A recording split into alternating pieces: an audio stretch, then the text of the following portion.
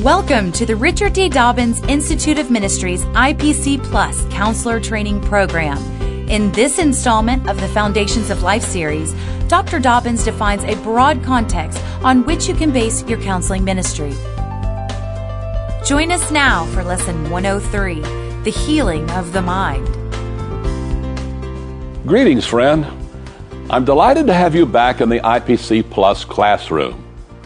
In our last lesson, we took a macrocosmic look at what God is doing in the universe.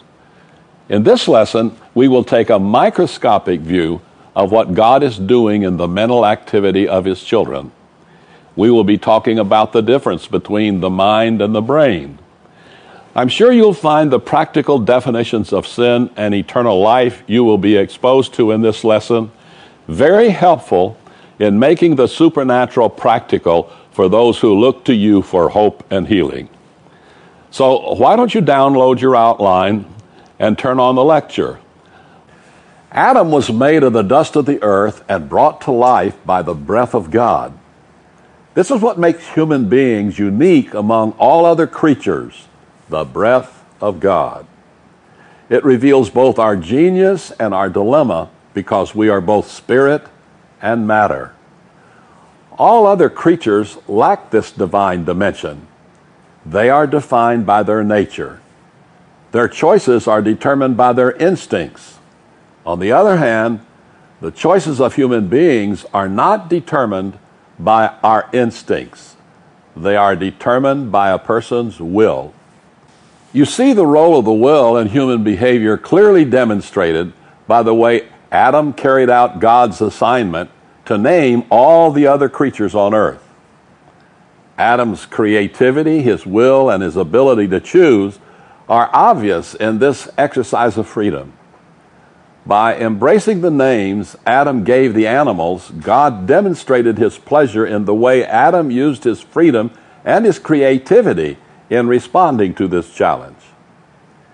As we learned in our last lesson, Adam was created to be God's agent of redemption in his war with Lucifer. God gave him the command to multiply, replenish the earth, subdue it, and have dominion over it. Adam's dual nature of matter and spirit uniquely equipped him for this task.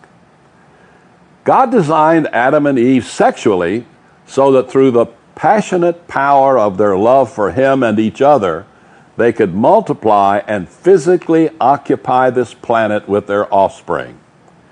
Through fellowship with and obedience to God, Adam, Eve, and their race would more and more expand their domain beyond the limits of Eden, spiritually dominating this planet and ruling it according to God's will.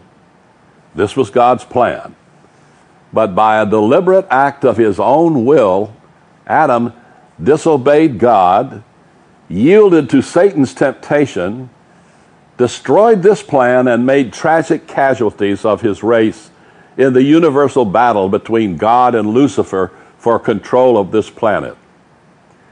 Remember, even though Eve had sinned, Adam still had the choice of rejecting her temptation or yielding to it. Had his love for God been greater than his love for Eve, Adam would have grieved her death, waited for God to comfort him, and trusted God for another companion. However, he did not choose to do this.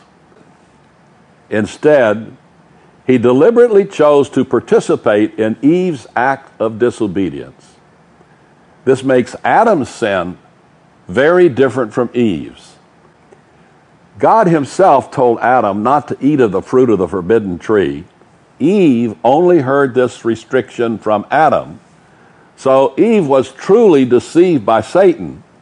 Adam was not.